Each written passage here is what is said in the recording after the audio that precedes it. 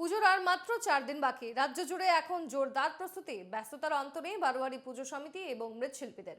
প্রতিমায় তুলির শেষ টান দিতে ব্যস্ত মৃৎশিল্পীরা। বারোয়ারি পুজোর উদ্যোক্তাদের মধ্যে এক অঘোষিত প্রতিযোগিতা চলছে।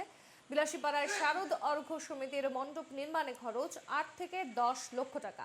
এ নিয়ে আমাদের বিলাসীপাড়ার প্রতিনিধি অবিনাশ শীলের এক প্রতিবেদন দেখুন।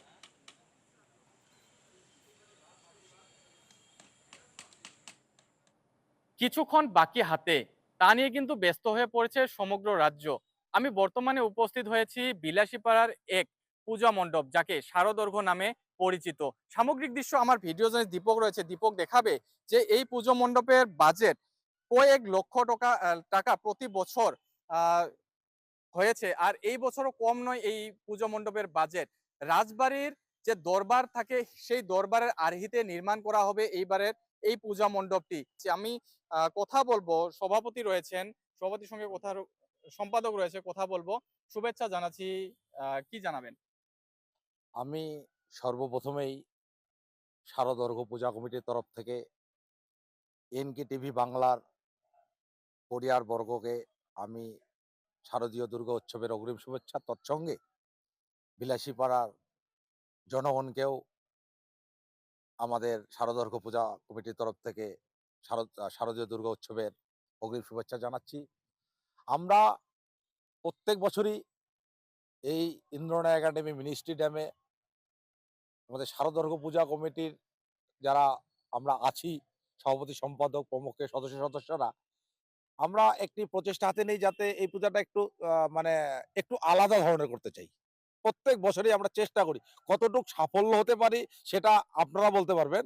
কিন্তু আমরা প্রতি বছরের চেষ্টা নেই যে একটু আলাদা। বিলাসীপাড়ায় অনেক পূজা হয়।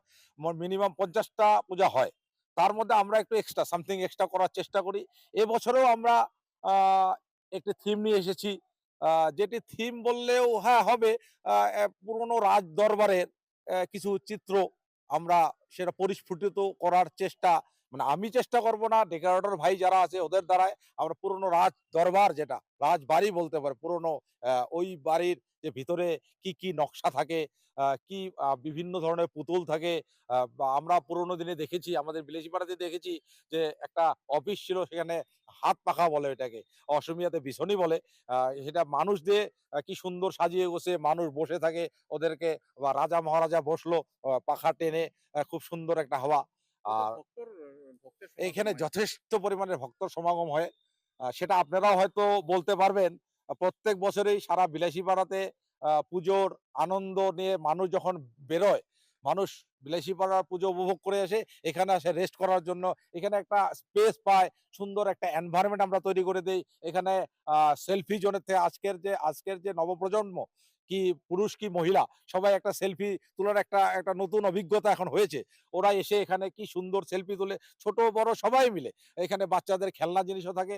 তৎসঙ্গে আমরা এই পূজাতে প্রশাসন থেকে যেসব আমাদের মানে গাইডলাইন দেয়, আমরা যৎপরণাস্তি ১০০% না পারলেও আমরা ৯০ থেকে ৯৯% আমরা পালন করে এই পূজা আমরা সবাইকে, জনগণকে আনন্দ দেওয়ার উদ্দেশ্যেই এই পূজা আমাদের ধর্মীয় নীতি অনুসারে হলেও আমাদের পূজাতে কোনো আমি হিন্দু একাই পূজা করছি ওটা না। আমাদের পূজা কমিটিতে হিন্দু, মুসলমান, অসমিয়া, বেঙ্গলি, মারোয়ারি সব কমিটি নিয়ে আমি এই পূজাটা প্রত্যেক বছর আমরা আয়োজন করি। টিভি বাংলা শুভেচ্ছা জানাচ্ছি। আর আমরা ওই আড্ডাতে থাকবো বলে কথা দিচ্ছি। আমার সঙ্গে আরেকজন দাদা রয়েছে, আমি কথা বলবো।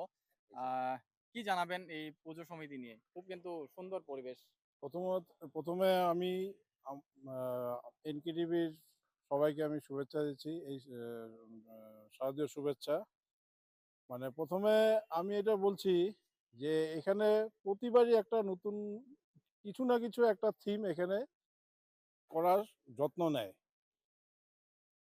এই থিমটা, যেটা এইবারে একটা থিম আছে, রাজকীয় দরবার, যেহেতু পুরানা অনেক কিছু থাকে রাজকীয় দরবার, মানে পুরোনো দিনের, যেমন এই হাত দিয়ে পাখা যেটা, এটা একটা করার চেষ্টা হাতে নেওয়া হয়েছে। আর একটা সবচেয়ে ভালো কথা হলো, আমাদের বিলাসীপাড়াতে প্রতিটা পাড়াতে পূজা হয়। কিন্তু প্রতিটা পাড়ার কিছু না কিছু সম্মানীয় ব্যক্তিরা এই পূজাটা হবে কিনা এটা করানোর জন্য সবাই একটা উৎসাহ দেয়। আর সবচেয়ে কথা হলো, সব পূজা দেখে এসে এখানে যেটা হাজার হাজার দর্শনার্থীর ভিড় হয়, এটা সত্যি করে দেখার মতন। আর সবাই ছোট ছোট ছেলেমেয়েরা আজকালকার যেহেতু মোবাইলের যুগ, তারা যে সেলফি তুলে একটা আনন্দ ফুর্তি করে, এটা সত্যি একটা উপভোগ করার মতন এই জায়গাটি একটা তৈরি হয়ে ওঠে।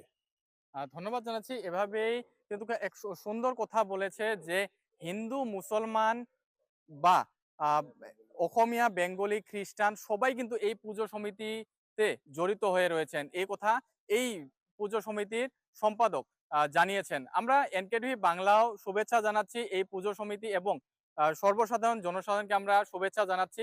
আমরা এভাবেই বিলাসীপাড়ার ভিন্ন প্রান্তর থেকে পুজোর যা পরিবেশ রয়েছে, পুজোর পরবর্তী পরিবেশগুলো আমরা